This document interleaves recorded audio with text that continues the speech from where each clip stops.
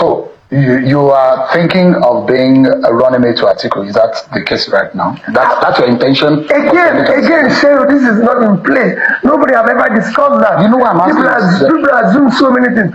Nobody have ever discussed with me whether I'm going to be A or B or C.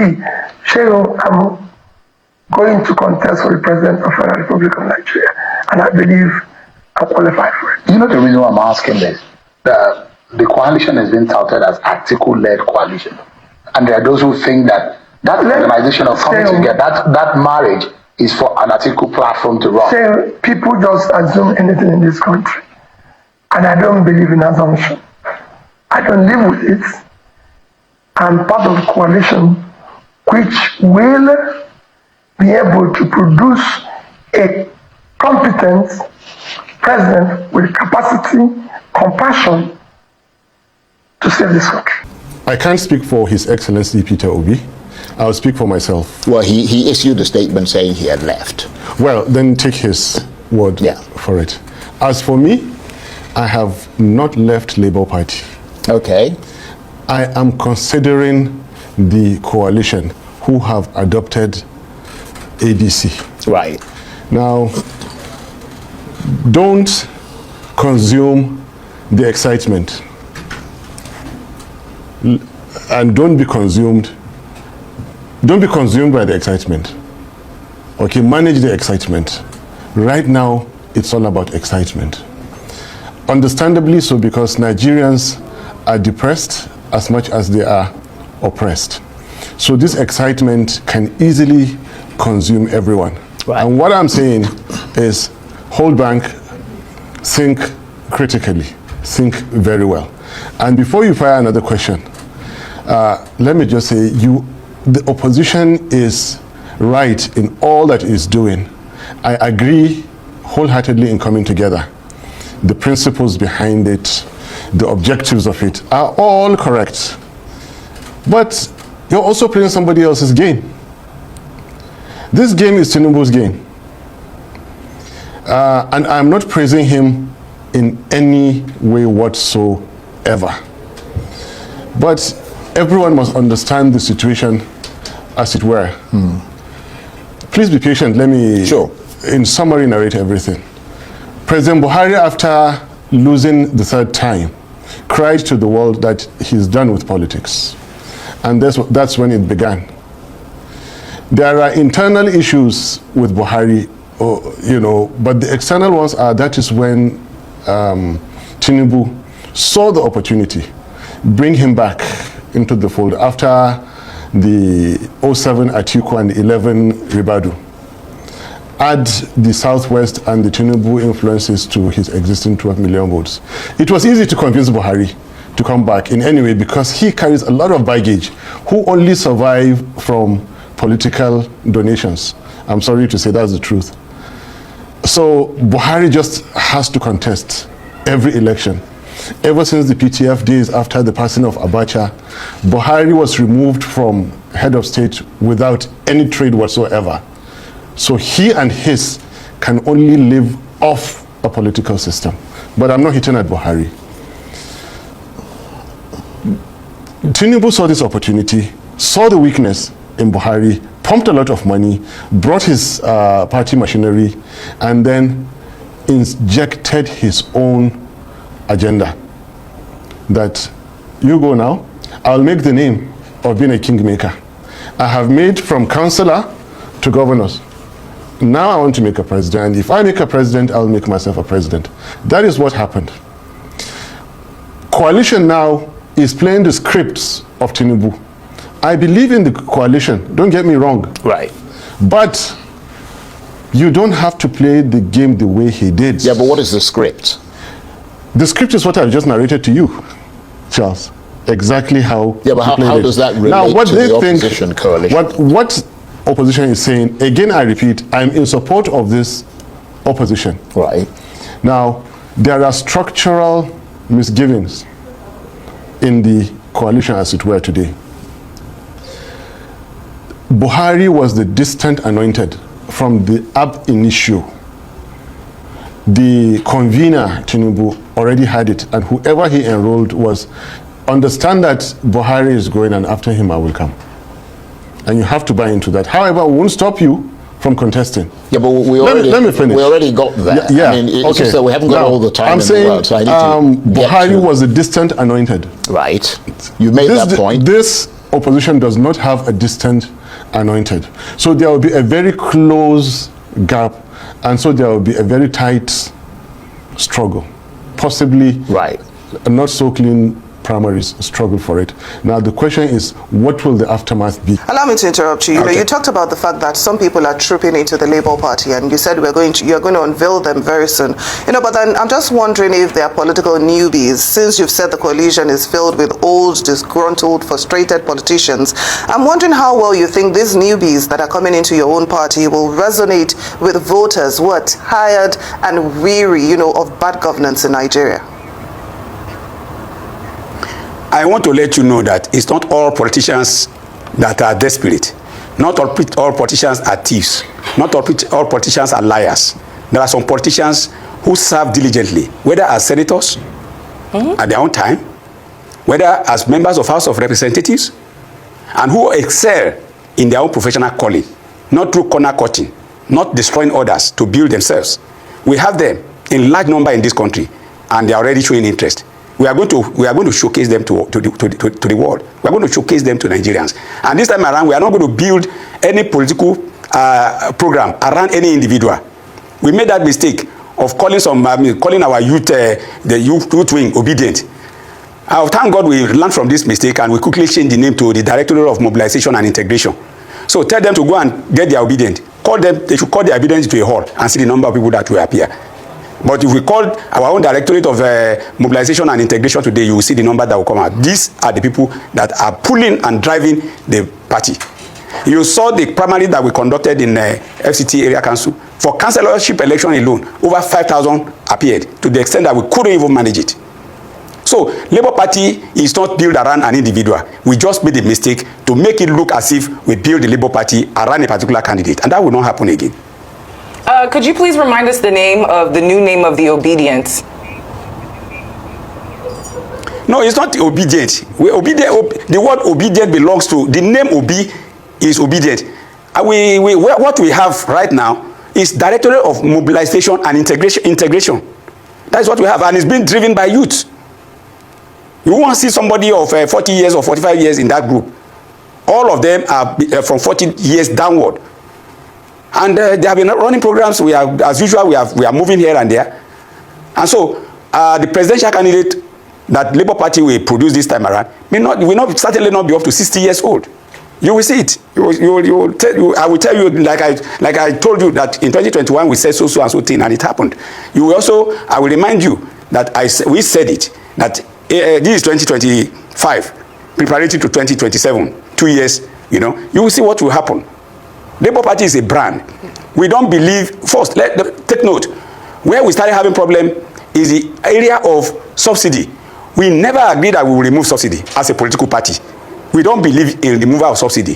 What we said was that we are going to remove the corruption within the subsidy. Government business is a serious business. You have Brazil being controlled under Labour Party. You see what is going on in Brazil with the petroleum sector.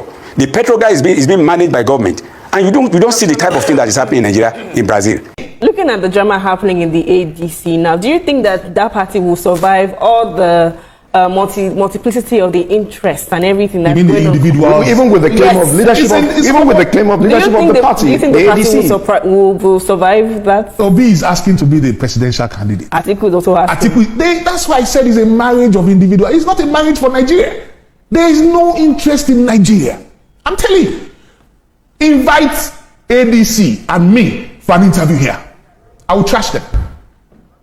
I will make sure Nigerians see the difference between people that have a plan for you and people that have no plan. The reality is that, tell me, El-Rufai as an individual, it's all about hatred. If you can be a governor, let me finish. That's why we want to explain to you. If you can be a governor for 8 years and Southern Kaduna has not been able to see any governance, any form of development, and you did all that work in Kaduna Kaduna capital. Go to Southern Kaduna and go to Kaduna capital. You will discover that there are 2 states in Kaduna. So then, how can you then talk to me and say you are a reasonable person? You are not a reasonable person. You have to be careful with the choice the of words. reasonability, English language. I'm not insulting anybody. I'm telling you, you have to be reasonable. You have to be reasonable for Nigeria. You have to be patriotic for Nigeria. Is there an alliance between Accord Party and APC at the moment? There's no alliance. But if I'm invited to serve Nigeria, I will serve Nigeria. To prove that they are credible men, not those spent people that we have been tested. They have been tested. They have been given opportunities. What is their scorecard? We are saying that the greyhounds should be given the opportunity to change narrative. 6 months. You will beg me for interviews every day. I'm not listening to you because I have work to do. So you will be chasing me around Nigeria what will be for your, interview. What will because be your, we need to Mr. make Jade, people know that Nigeria's Mr. Jade, what will be your advice to the president in the next 2 years? Be able to Fantastic fix question. That's Key issues in the as country. a Nigerian, as a patriotic Nigerian, yes. I would say to our president, well done for being bold. Thank you for facing the bull, holding the bull by the horn. However, you need to govern now. Whatever is stalling you from impacting your governance on the people, not politicians now, on the people.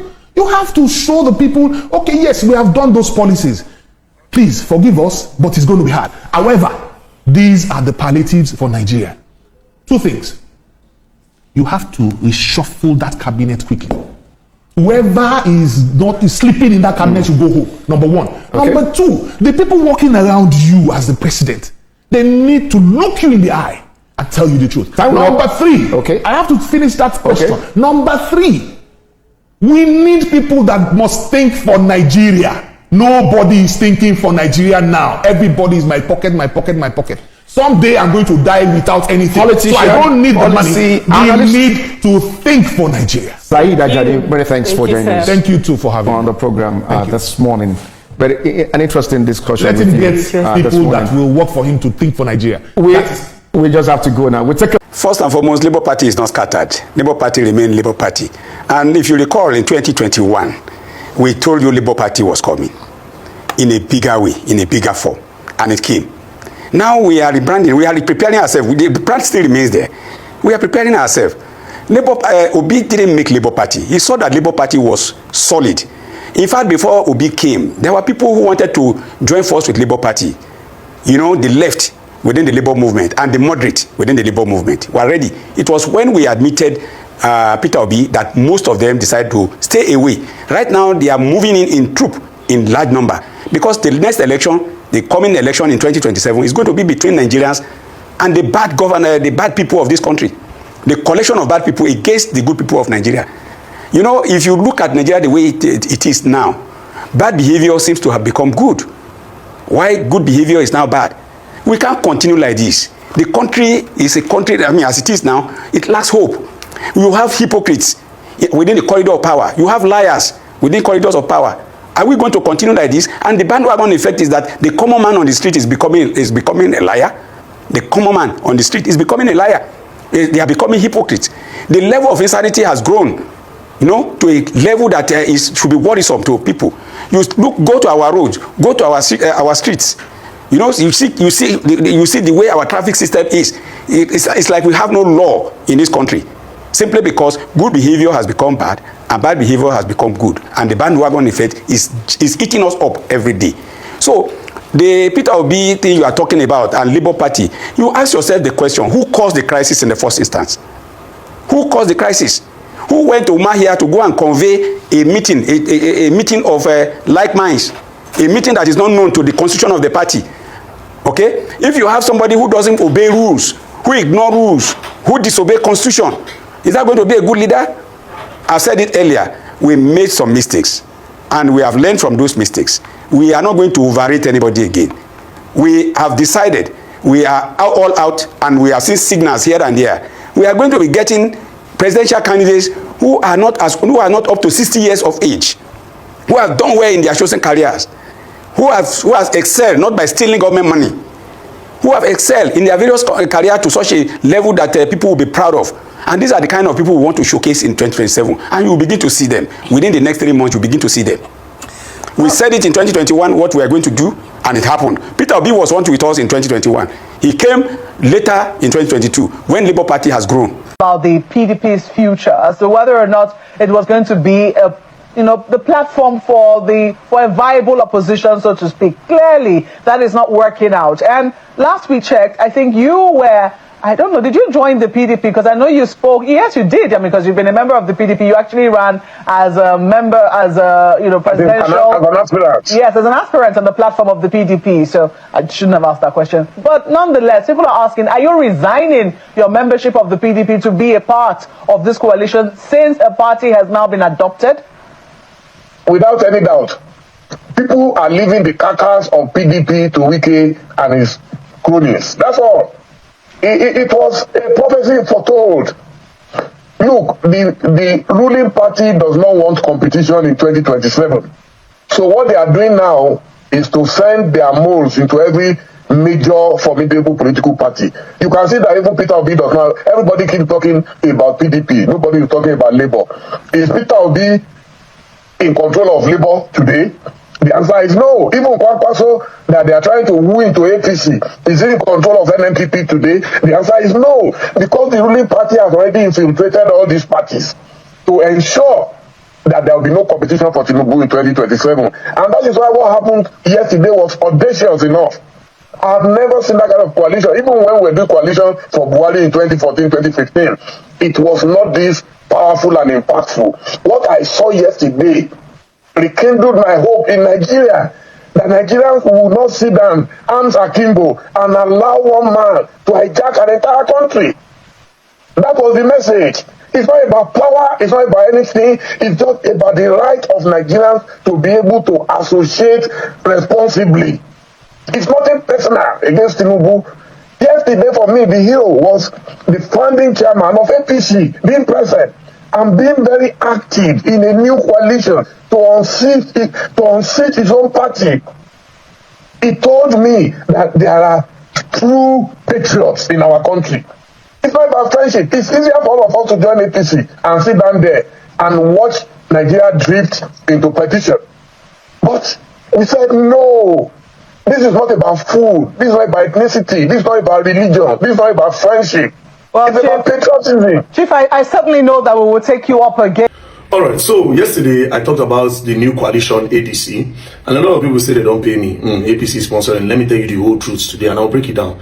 ADC will fail in 2027 unless they consider this factor. They will fail woefully. Woefully. Now, this is not the first time there have been a coalition to unseat a sitting president. They did it in 2019 when Buhari was president. I'll show you some of the articles. Obasanjo coalition adopts ADC to unseat Buhari in 2019. As you can see, another article on Daily Post, 2019, Obasanjo ADC, 30 parties in talk to unseat Buhari. Another article, Obasanjo coalition adopts ADC to unseat Buhari in 2019. Another newspaper headline, Punch, PDP, ADC, SDP, they joined together, and 35 parties hold alliance talk to out Buhari. It's not the first time, but guess what? Buhari still went ahead to win, and then he stayed in power till 2023 when Bola Ahmed Tinubu continued. So this is not the first time. Now, one of the reasons why I say, I'll give you two reasons why Peter Obi and ADC and everybody were joined together, they will fail. Number one, INEC. Recently, President Bola Ahmed Tinubu administration said they won't build new INEC office. Do you know what that even means? It means they will pack money, give Yakubu. INEC chairman. They don't empower them like that, because that building where they want, they'll just pack billions. Wow, they'll write down for the budget and the allocation. They'll allocate, okay, yes, they'll spend this so money. Who will get past INEC? People who give new building, who will they work for? Think. That's number one. Number two, this issue of decamping in Nigeria. Any small thing, politician don't decamp, go PDP, APC, SDP, NNPC, this one. Any small thing. It's too easy. There should be a law on decamping. At least if you decamp to a party for 8 years, you cannot leave that party. Then these politicians will actually take things serious. But they can easily decamp. So that way, anyhow they do it, they must make money. Think about it like this. APC, let's just assume, say, ADC come finally win. This politician will now come back again and stay with who? They will stay with ADC. Therefore, they will still chop. And again, this decamping that is easy is very dangerous. Just watch 2027 now. 9 minutes, some of them might still decamp and go back to APC. People who don't know the structure and the plan of ADC, they cannot go back to APC. People go don't bribe them. APC, because APC will be so desperate, they'll be offering money upon money for these guys to join them. Again, this ADC is bound to fail because all of them came together out of hate. When I mean hate for the people that they once loved, because the people did not factor their interests into their own government. Somebody like Malam Nasiru El-Rufai, this was the core supporter of Tinubu. Do you understand? In short, during 2023 election, he said it, that even if Ebu will fall, Tinubu will be president. So what changed? Then he made one video one time and said they betrayed him. That's why he's joining ADC. This Peter Obi where they talk where don't join now is somebody that he hates so much. I'll show you more videos, don't worry. After this post, I'll post another one. I'll show you videos. So they are not coming together because they love themselves and because they actually want to work for Nigeria to grow. That is why they will fail. They are coming together because of hate. The only person with me I see there was, okay, yes, I swear only David Mark. Just David Mark. Was okay, yes, I don't respect. I'm telling you reality. I'm not telling you based on love. If you give me a choice, who you want me president, of course I will tell you Peter Obi. You know why? Because he's a lesser evil. And at least, I don't say it's okay, yes, he get feeling and he go react to things the way we want him to react to. And we actually need people that actually care for the people. But that being said, the party is bound to fail if they don't start pushing.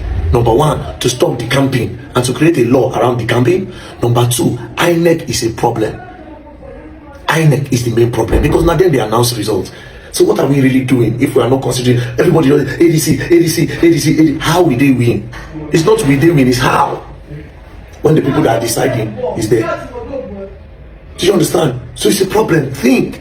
Like I said, this decamping is a very big problem. That somebody can decamp at will is a problem. That means they can play both sides at any time. Give them 8 years before they can decamp and watch Nigeria grow.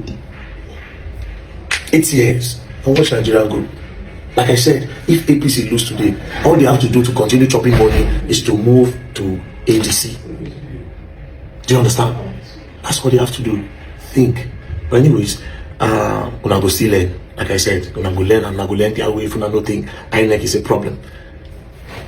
I go post about it if I may understand what I'm saying. Peace and love, don't play. If you play gun, then I will learn the hard way. ADC Coalition and the Peter Obi Factor, a missed opportunity or a wake-up call. The recent unveiling of the ADC-led coalition has sparked more controversy than confidence, and rightly so. Rather than igniting hope, many Nigerians see it as yet another political recycling scheme, an alliance dominated by the very figures who have played major roles in Nigeria's long-standing leadership failures. This isn't just about disappointment in the ADC, it's about a broader frustration with the opposition's inability to present a fresh, united, and credible alternative to the status quo. In this regard, one name keeps standing out across the streets and social platforms: Peter Obi. Nigerians aren't calling for another recycled merger, they're calling for a reset, and in their eyes, that reset must be led not supported by someone who reflects integrity, fiscal prudence, and a clear connection with everyday Nigerians. That person, for millions, is Peter Obi.